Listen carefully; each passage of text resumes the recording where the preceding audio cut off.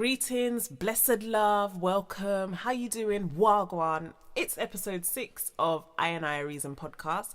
I'm your host, or co-host should I say, because I'm joined by Asher Heights as always. I'm Sinai Flary, he's Asher Heights, and together we are InIAhReason podcast. InIAhReason podcast. Up full, cup full, blazing. Give thanks again, my people, worldwide. You don't know, give thanks in life again. We're forward in, it's been a while, but we give thanks to the strength and all the loyal ones. Much love. Yeah, man. So we've taken a little break. Things got hectic. We had important stuff to take care of, but we're back. We're here. This is episode 6. You know, that's how life goes. But give thanks to everyone who's been messaging us. What's been happening? Come on, we need the podcast. We need the podcast. Are you not going to talk about Jah Cure? Are you not going to talk about this? We're going to talk about all of it. So we've been away for a couple of weeks. So this episode is going to be crammed full of everything. We're going to get into it. We're going to talk about Jah Cure. We're going to talk about Buju and we're going to talk about Leonard Howell. We're going to big up all the fathers for Father's Day, World Cup, everything. All squashed into this episode because we've been away and I've been busy, but I know Ash has been busy because I've been scoping you out on social media. New single, show coming up next week. Tell the people then quickly about your new song and where you're going to be next Saturday. Alright, people, you don't know, say, the big tune, I get enough play, I get enough love in the streets right now. Featuring Loot and Fire, we give thanks to the one day. You know what I mean? And the next new tune called Go Hard, hear it upon all media platforms. Look for it, Go Hard, may I say. And I-Man will be live next strong, 23rd, next Saturday, in the park, picnic in the park. I got Empress, give them some details now. Alright, so the details are Asher will be performing live at Picnic in the Park. That's Saturday the 23rd of June. That's from 12pm to 4pm. And that will be in Streatham Vale Park off Albacane Road, and that the postcode for all you sat-nav people is SW165AL. Also performing alongside Asha will be DJ Femi Fem, Reese Jackson. There'll be African drummers, a barbecue, dancing for the children with Dantastic, street games, wall climbing, and a whole lot more for family and friends and young ones. And it's a free event, so make sure you come down. And big up to the Streatham Youth and Community Trust for putting on this event. Yes, and who else? Switch Sports. Yeah, man, big up Mr. Switches. Me I say you don't know my lord, Mr. Lord King. Much love. Yes, people, something for the family. Come out, youths, everyone can forward. You don't know, no profanity, no bad vibes. Just bring good vibes and full joy the days. May I say, Rastafari bless. Yeah, man. Thanks. So give thanks to everyone who's been reaching out to the podcast. Don't forget you can hit us up on all social medias. Just look for us at InIAhReason podcast. And you can send us an email at InIAhReason @gmail.com. Don't forget, if you want to interact with us on social media, use the hashtag INI podcast. And don't forget, we got a phone line, yeah? So if you want to WhatsApp us and send us a voice note, any messages, the phone number is +44 7576 677 477. All right. Boy, this week has been a hard one. Busy. Yeah, it's been busy, but it's been a hard one as well because as you know, we're based in London. We're actually in West London. Yes, sir. And this week was the first year anniversary of the Grenfell Tower fire. Rastafari. And I want to say my deepest condolences and sympathies go out to all the families of the 72 people who lost their lives in the Grenfell Rastafari, in the Grenfell Tower fire, and to all the survivors who managed to make it out of the fire on that fateful night a year ago. We're wishing you nothing but love and strength as you try to rebuild your life. It's a hard one because, like, you know, where I've always grown up, like, Bush is like down the road from Grenfell, and you can't really travel too far without meeting somebody or hearing somebody who knew somebody in there. Yeah, do you know what I mean? So it's a hard one. And I remember waking up that morning and putting on the TV, doing my normal routine, you know, getting the children ready for school, getting ready for, you know, to start my day or to go off to work or whatever. And I remember putting the TV on and I remember just seeing the tower smoking, and I was thinking, what? what is this? Please tell me this ain't real, you know? And it was just horrifying. So, yeah, man, nothing but love and comfort to all of those who are trying to rebuild their lives, those who have lost family members, those who have lost entire families. And I know the inquest is happening right now, so they're still trying to find out what caused it, how it could have been prevented. And so many things are coming out where you're just thinking, oh, people could have got out. You know, the cladding, the stay put policy, the no sprinklers, the only one staircase for the whole build. So many things, and it's just heartbreaking because so many people, you know, it's all their lives, like entire families, mothers, fathers, and all their children just gone like that, you know. But I feel like someone needs to be held accountable. I don't like the kind of way it's going, where it just seems to be like, you know, they're trying to shift blame. They're saying, okay, the firefighters told them stay put, and then it was the cladding shouldn't have been on there. But who approved the cladding to go on the building? This is social housing. Exactly. But I don't want to get into too much of the politics. But me and the family did go down to the 1 year anniversary silent march, and that was really moving. I'm so glad I went, because I've kind of gone up there, but I've deliberately stayed away because it's emotional. But I'm glad I went up there. The community spirit up there is alive and kicking. Big up everybody who turned out for the silent march for Grenfell 1 year on. Like, everybody was there. Like, it wasn't even like a thing where, okay, you're from... we don't really have that in West London. You're from Bush, we're from Latimer. No, it was just like, okay, we're just a community. West London just come together. And I'm sure there was other members of London there. I saw people there from like south, east. It wasn't a thing of like, okay, you're from here, you're from there. But it was a beautiful day, and everybody had on their green for Grenfell. Everybody was kind of somber, and you know, it seemed like everybody was there for the right reason, which is just to get justice for the 72 people who lost their lives and the survivors. And also, on a brighter note, out of this tragedy, I have to big up the Rasta train driver. Yeah, people are called the Rasta train driver. Yeah, man. Aye. Yeah, man. Harvey Mitchell. So he was driving his train, and he was approaching Latimer Road, and he started to drive slow. Everyone's probably seen the video by now. Sure. And then he was honking his whistle, and then the people then were screaming, and then he come out with his green banner, and he stand up there Salute. And held up his green banner, you know, in solidarity with the people of Grenfell Tower. And I thought that was really touching. Then he got back in his tube train and he honked his whistle one more time, and he carried on with his job. So I want to big up Harvey Mitchell for doing that. He didn't have to. Yes, you know. And I saw some little trolls on the internet. Yeah, trolls saying, oh, he was putting other people's lives in danger, he shouldn't have done that. Listen, you little trolls. Yeah, just louder, man. Yeah, he knew people in the tower from the interviews that he's been given. He said his good friend was Raymond Moses Bernard, R.I.P. And he said that's why he did that, because he knew someone in the tower, but also for everybody else who passed away. So, you know what I mean? It's things like that make you realise, you know, we got to have a heart. You can't just go on as normal. Yeah, his job is to drive a train, but he looked down and he saw people sitting out there for Grenfell, and he felt like he wanted to do that. He didn't hurt nobody. So, you know, we need them acts of kindness, man, to warm our spirit. We can't just be all like rigid. You know what I mean? We can't be rigid like that, man. You see, the good thing is we're gonna focus on the good. Him get the vibes because the spirit talk to him, and him get the vibes, and he move within the spirit and do it. There was no hesitation, and there was no, you understand, and do it.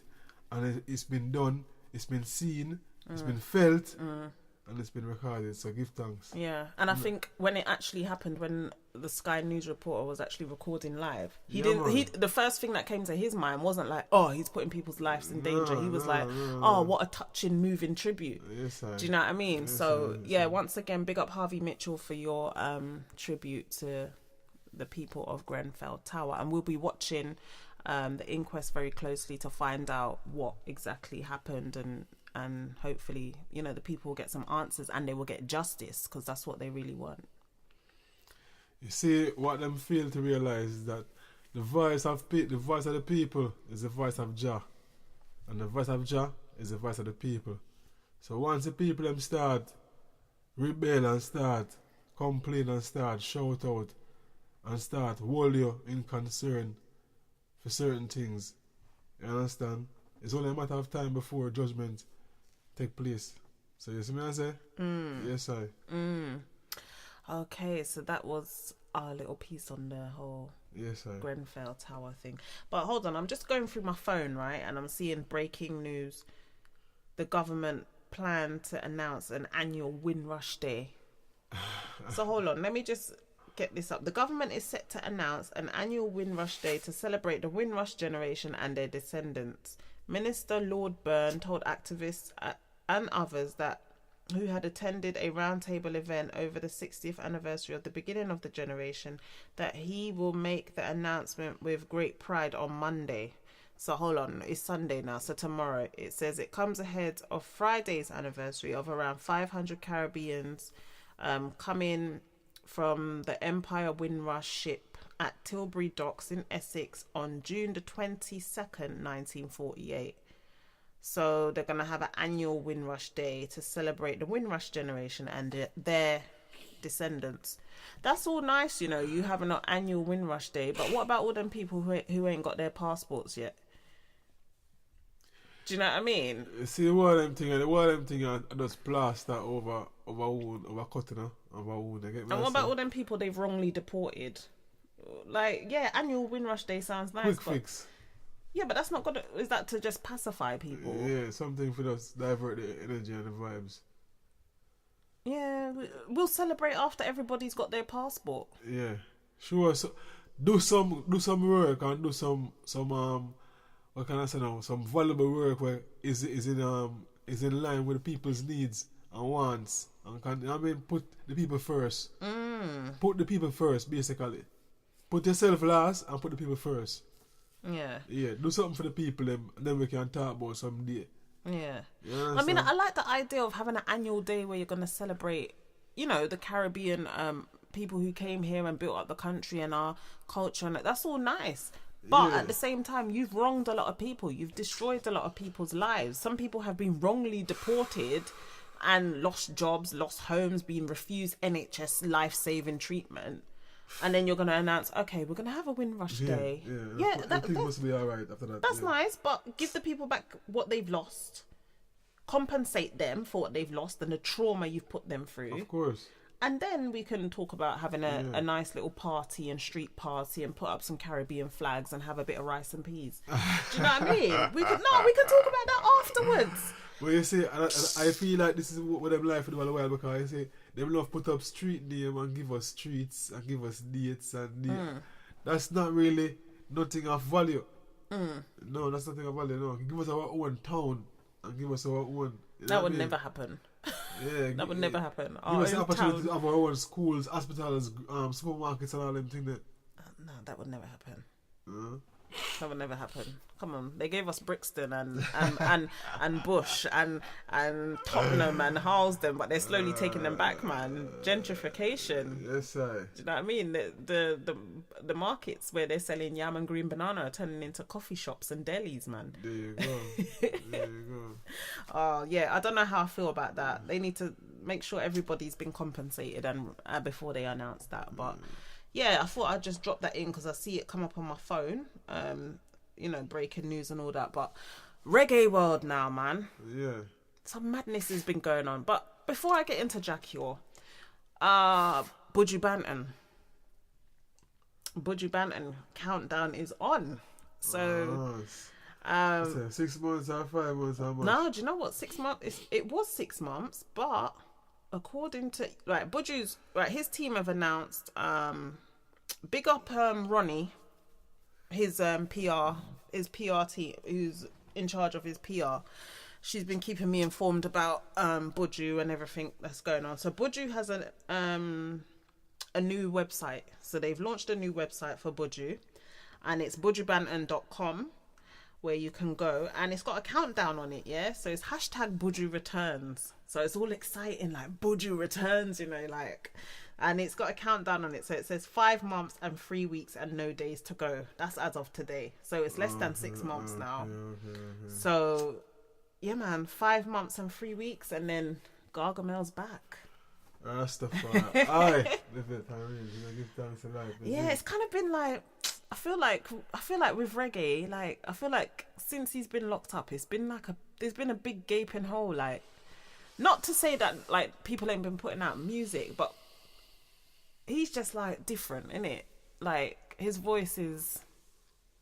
music is always like, I think it's been okay because we've had a whole new wave of artists come since he's been locked up. So we've had like Chronix, Kabaka, Dre Island, all these other young artists come through.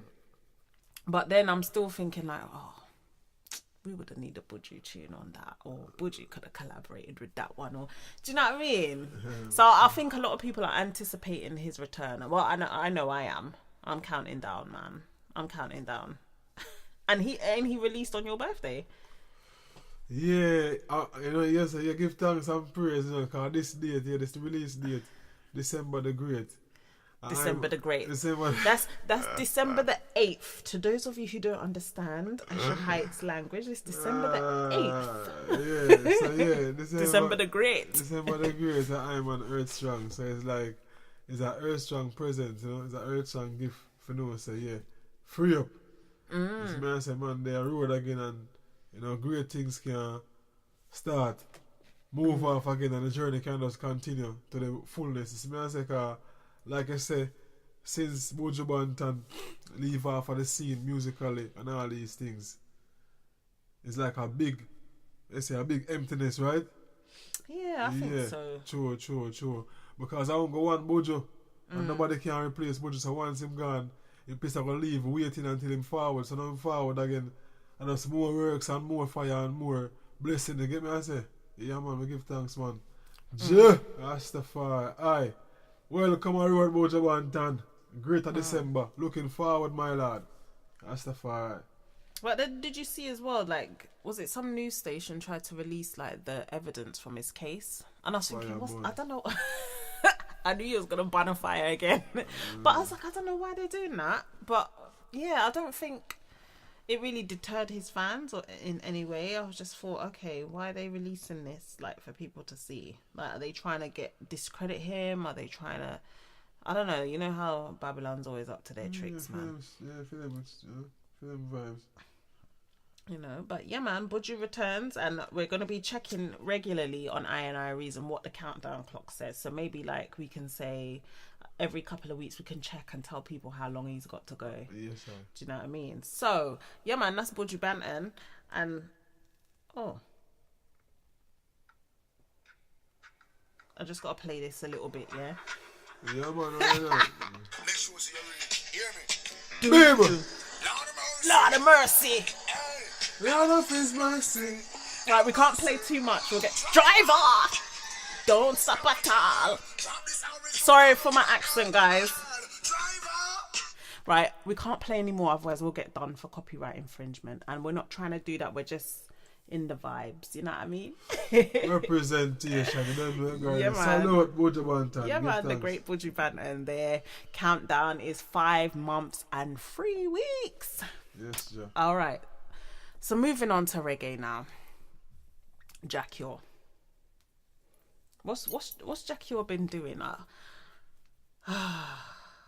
What's Jah Cure been doing, Asha? I saw that video where he was telling all Soundmen to go. I can't even repeat it. To go and it's like the ultimate diss. To go and something them mothers. And all right. You are going on, Zinka. You are going on. Yeah. I man see the video too.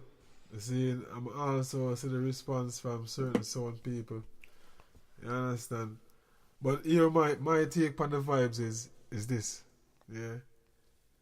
I feel like probably one or probably two or a few people and the Jah Cure probably have some kind of communication and certain things never work out right. Probably money wise. Probably a man say, boy, this is the money where him have, and him say, yo, rotate him now, work with that. and some kind of, you know, you don't know the vibes go already. A man say boy away, and a man say boy away, and a man decides say boy. Alright. Arguments start basically. You see me I say? So now, probably disagreements turn into bad vibes, and rather than for a man, well, a reasoning or a phone call and deal with it, a man take it to the media, the social media. You see me I say? When them social media, so that means that everyone ever start socialize upon the social media, upon the vibes, which is the wrong move within the vibes. Everyone can vent when time something damn go on within your life, and you feel like you have to share this vibe or offload. You have virgins and ones around you. Could have reason and thing, but you see the social media vibes now make the whole world go see what go on, and the thing get blew out of proportion, and the whole world see what go on. But you see the one never see what go on would be a next day, and no one wouldn't know, and Jah Cure will still be Jah Cure, and everything will still be alright, and everybody would not have been a video and go on certain way. But I don't feel like a one should chastise the one, or a one should condemn the one for a one video and think. You get me? I say everyone get vexed at times, everyone vent at times, but at us, what him do from now is really the answer. You understand? What him do from now on will really tell if the video was a 1.5 hour. You understand? But I feel like, say boy, I just the videoing part and the sharing part on the internet was really the wrong part. Because everyone getting our vibes and vent more time. Nobody can say they never get vexed. You understand? We're all human. We're all human beings, and we get vexed at times, and we say certain things where we don't really feel like say, and we shouldn't say, and we don't meant to say, and but because you get video and go up on the media now, it gets stored into history and record. You understand? But yeah. Big up Jah Cure and give thanks to life, man. And big up all the Soundmen same way. But then, whole life. What about the actual thing, what he said? Yeah, I mean, I said certain things where I say, more time, you know, mean for say. So what him do from now, I got really sure if him really mean what him say, or him really mean what him say. You understand? For me, I'm like, I don't know, I'm trying to look at both sides of it, yeah? So I'm looking at it as, okay, Jah Cure's an artist. He gets paid for his music, doing dub plates, royalties, all of that songwriting. And I'm thinking, okay, if you're an artist and, you know, that's how you make your money, you have a right to charge a certain amount of money. Sure. Especially if you're a certain caliber of artist. Now, we can look at Jah Cure's catalogue and say, okay, he's been around for a long time, he's got hits, he's a Grammy-nominated artist, he has a right to charge, say, $1,000 per dub plate. That's, you just look at the resume. And you have to respect artists as well, like, and say, okay, that's their craft, that's what they're gonna, that's what you're paying for. I feel like a lot of the time with creatives, whether it's artists, whether it's musicians or painters or whatever, people don't respect their art, and they always expect to be able to get it for free or get it for cheap, or I don't want to pay for it, or where can I get it for free? And I feel like we need to respect their talent and their gifts, which means you have to pay.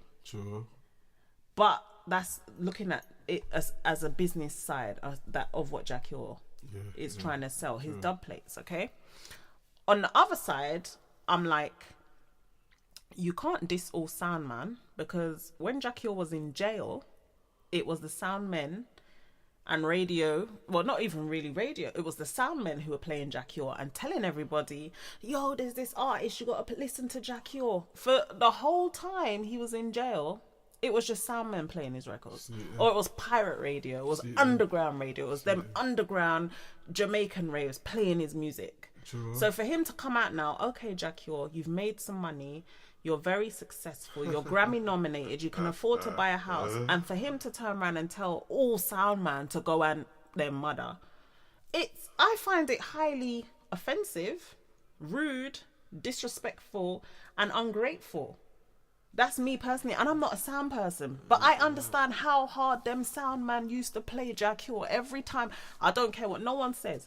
Every time I used to turn on pirate radio in West London, in London, it was them Soundmen playing Jah Cure on their radio. It doesn't matter which sound it was. It could have been a sound from north, south, east, west. They were all playing Jah Cure, and not even just playing his music. They were screaming free Jah Cure. So for him to turn around and say all Soundmen to go and, I find that, I'm like, hold on a second. You don't remember where you was, say, 10 years ago. 10, 12 years ago.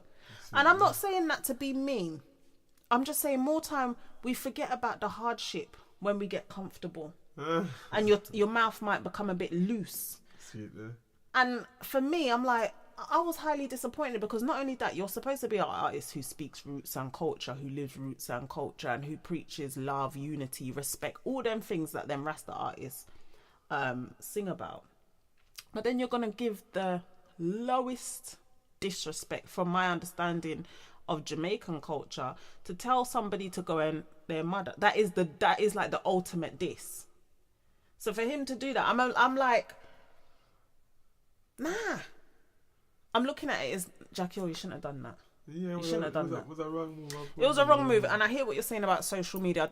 I don't get this idea where everyone's going to social media to vent. Yeah. Some things should just be vent in your yard with your two brethren, with your windows closed, you know, with your little sorrel juice and your little whatever it is you're there, and vent there. Not everything needs to go on the internet. I'll make a phone call and the person where you and them are the vibes. That's the thing as well. You understand? What if it was one sound man was trying to charge him like $700 for a dub plate? Why don't you just phone that one sound man and tell him, listen, I'm Jah Cure, this is my resume, you need to charge £1,000. Why do you need to tell all sound man? If it was one sound man or two or three, or even if it was five of them, text them individually and say, listen, this ain't happening.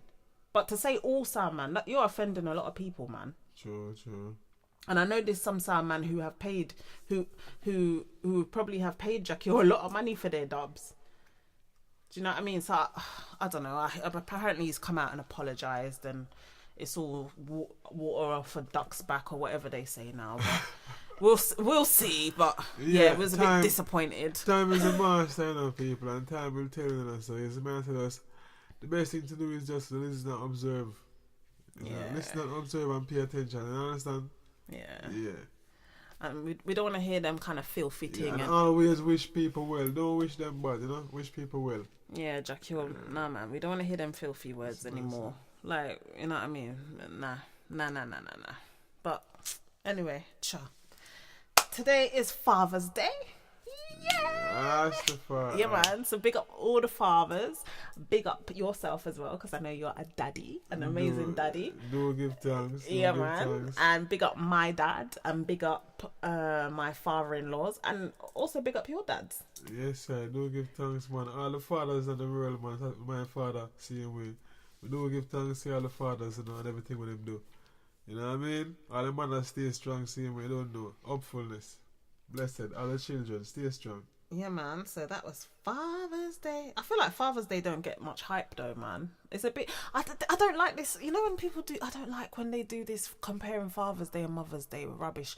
And when you go on social media, you get some and it's not a day to slag off fathers. No. Do you know what I mean? I don't like this imbalance that seems to be going on. And then when it's Mother's Day, people want to write like, oh yeah, my mum is my mum and my dad. Okay, fine if she is, but I just feel like it's becoming like a competition. Your mum can't be a mum or your dad, no matter what you think. You understand? It's either she's a great mum or she's not. You know what I mean? But she can't be your mum and dad. There's no such thing. Isn't it? Yeah. It's a bit of a madness, but yeah, anyway, big up all fathers still. You know what I mean? Happy Father's Day to every one of you. Yes, sir. And also, the 16th of June was... Whose birthday? 16th of June. The Gong Guru himself. Man. Gong Guru. And we're not talking Junior Gong. Nah, we're not talking Junior Gong. We love Junior Gong, but we're not talking about Junior Gong. Yes, sir. It is Leonard Percival Howell. So Leonard Percival Howell was born on the 16th of June, 1898 in the Clarendon parish of Jamaica. Yes, he was known as the Gong, or Gigi McGrath, or Gong Guru, as Asha had said. And he was a Jamaican religious figure. In fact, he is considered the first Rasta. Yes, sir. Let me see if I can find some information on him. Okay, so he was one of the first preachers of the Rastafari movement, alongside Joseph Hibbert, Archibald Dunkley, and Robert Hines. He is fondly referred to as the first Rasta, like I said, and he began preaching in around 1932 or 1933 about what he considered a symbolic occasion for people of the African diaspora, and that was the crowning of Rastafari Makonnen as Emperor Haile Selassie of Ethiopia on the 2nd of November 1930 alongside Rastafari alongside his Empress Menen. So that's the Gong Guru, but also his preaching asserted that His Imperial Majesty was the Messiah returned to earth, and he also published a book called The Promise Key. Promise Key is a great read. People, get it, people. It's a great read. Yeah. Now, his religious preachings about the Rastafari movement resulted in him being arrested and tried and imprisoned for 2 years. But however, the Rastafari movement continued to grow. Over the following years, Howell came into conflict with the establishment and authorities in Jamaica, which included the churches, the police, the colonial authorities, and other trade unions. He was allegedly arrested more than 50 times during his lifetime, and he formed a commune and a safe place called Pinnacle, which is in St. Catherine. And it has now become a famous place for the Rastafari movement. From these strong beginnings, the Rastafari movement grew, and the faith is part of millions of people's lives worldwide today. Leonard Howell passed away in February 1981 in Kingston, Jamaica. So that was a little write-up about Leonard Percival Howell, who's considered the first Rasta. Like Asha said, his book, The Promise Key, is a good read. So if you want to go and get that, you can. And he founded the safe place in Jamaica called Pinnacle, which is definitely a place for people to go and visit or research about. Yes, sir. Yeah, man. And tell Dirty Babylon to take them hands off of the people's things. You understand? Yeah, free Pinnacle. They're trying to take Pinnacle. Actually, we have to get an update on what's been going on with that, because I know they're trying to take back the place and sell it and build house and all that. They can't touch that land. Fire burn. Nah, man. Free Pinnacle. Yes, sir. And finally, Asher Heights. Footy season. World Cup started. Oh, yes, sir. You're looking at me. Yeah. You're looking at me like you're looking right through me. Like, what's she talking about? Yeah, we can't footy. Oh no, I'm doing my little London accent. Footy season. Yeah, it's footy season. Yeah, football. Sure. Yeah, man. World Cup started. I think I've watched a few games. Some of the teams have been shocking. Who lost? Germany lost today to who? Mexico. Yeah. Yo, big up Mexico, man. They were on it today. Oh, Mexico. Nice match. Nice match. Yeah, man. And Brazil played today. I saw Brazil. Brazil get enough chance and they never execute them, but it's like them kind of wall off Neymar. Them do say the star baller, so them wall them off. But yeah, give thanks to the Brazilian who scored a goal, and a great goal, you know? Yeah. And who else played? I think there were some other teams that played. I know England's playing their first game tomorrow. England. 7 o'clock. Yeah, England are playing Tunisia, so that's their opener. And let's see who else has played. So Brazil played today. Oh yeah, Russia. Russia beat Saudi Arabia 5-0. That was on Thursday. Uruguay beat Egypt 1-0. That was on Friday. Let's see. Nigeria will play again. Yeah, Nigeria played. Nigeria played Croatia, but they lost 2-0. I wasn't really impressed with Nigeria, man. I felt like they could have done a bit more, but we'll see anyway. You know what was a good game? Portugal versus Spain. Yeah, Portugal and Spain was a very good match. That was 3-3. That was a good game. And I have to big up Cristiano Ronaldo. Yeah. Three goals. Yeah, man. Yeah, I can't again. 3 goals, hat-trick. Hat-trick, yeah. Yeah, man. So this week now, let's see who's playing this week. We've got Sweden versus Croatia, Belgium versus Panama, England versus Tunisia, Colombia versus Japan, Poland versus Senegal, woo! Russia versus Egypt, Portugal versus Morocco, Uruguay versus Saudi Arabia, Iran versus Spain, Denmark versus Australia, France versus Peru, and Argentina versus Croatia. And then Friday, we're back around to Brazil versus Costa Rica. So enough football. So who are you backing in the? Actually, let's not even tell them, because it's gonna get all political. Do you know what I mean? But and while we're on the subject of footballers, big up Raheem Sterling. Yes, sir. Saw the papers try and come for him last week or a couple of weeks ago about his tattoo, and I don't know. I was just like, oh, come on. But I don't want to talk about Raheem's tattoo, right? I want to talk about the press coverage of Raheem, because I can tell you, people, like, I'm someone who works in the industry, and I'm like, some of the headlines, Raheem a cheapskate, shops in Poundland, and I'm like, how is that even in the newspaper? Let him shop where he wants to shop. Stop picking on him. Do you know what I mean? I feel like I need to be like, what's going on? He shops in Poundland. He's driving his car. It's not been clean. Raheem goes for a drink. Raheem does this. Raheem gave away money. Raheem. What is it any of your business? I don't get it. I don't get it. See these people, these people are... Raheem blowed his nose. Yeah. Like, do you know what I mean? Raheem got a haircut. Yeah. And I'm like, Raheem takes a holiday. Raheem goes back to Jamaica. So what? Like, leave him alone. Yeah, these people have a bullish mentality. They're like bully people, you know? If I don't really conform to fit them way of living, I don't do things with them do, or do things with them say, it's like you're strange, you're nerd, you're weird. You understand? Them want to find everything bad, any kind of dirt to dig up on you and thing. Just leave the youth alone, let the youth play football and live him life. You get me? I say, leave the youth alone, start.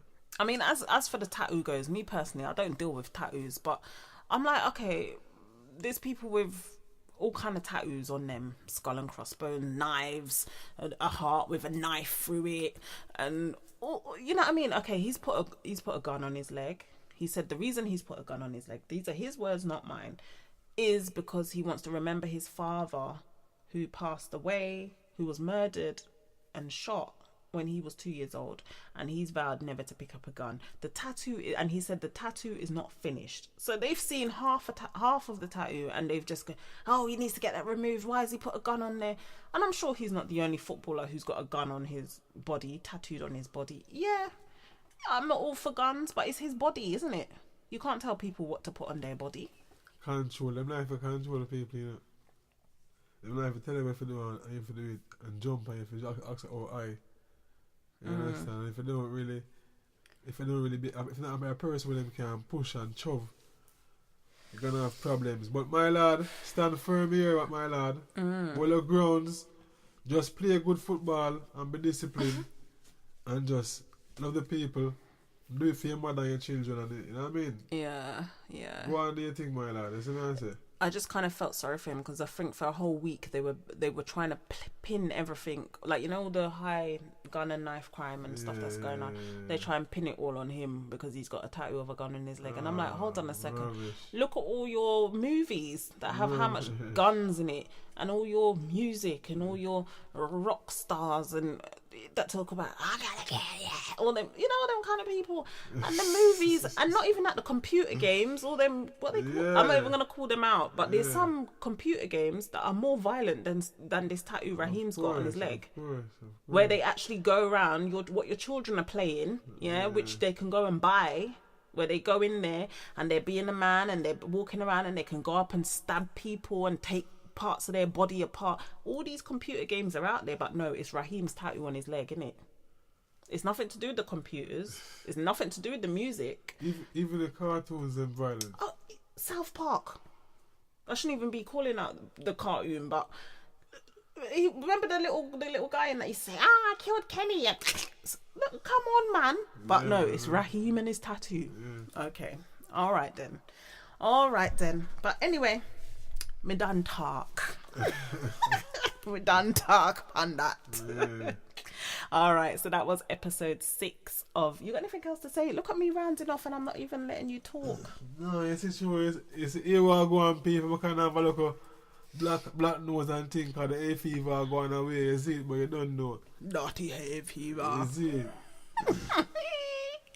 Oh, I know. I feel it for you, hay fever sufferers, man. Yeah, but you don't know. Everything up full, man. Give thanks. Yeah. Anyway, guys, thank you for tuning in to episode 6. I know it was a jam-packed one, but we hope you enjoyed it because we have been away. We thought let us just touch on everything. So we it's kind of like a mix mash show. We got everything in there. We got Jah Cure, we got Buju, we got Leonard Howell, we got Raheem Sterling, we got Father's Day World Cup. Everything is in there. But we hope you enjoyed it. That was episode 6 of InIAhReason with me, your co-host, Sinai Flary. Asha eyes to the universe in an upful, cupful, blaze. Yeah, man. And don't forget, you can tune in next week where we'll be talking about more stuff, probably more football, but it's World Cup, so and yeah, big up to everybody who's been listening. Don't forget, you can find us on Facebook, Twitter and Instagram. Just search for InIAhReason podcast. Don't forget to subscribe to our YouTube channel where you can hear all previous episodes of me and Asha Heights conversating about issues and topics that matter to I. Yes, sir. And if you want to get in touch with us, don't forget, send us an email at InIAhReason@gmail.com. Hit us up on all the social medias by using the hashtag InIPodcast, or drop us a line, a voice note, no chain letters, please, on WhatsApp using the number +44 7576 677 477. That is it for another strong. I'm Sinai Flary. He's Asha to the Heights. Yes, and together we are InIAhReason. Have a blessed week. Jah Rastafari. I.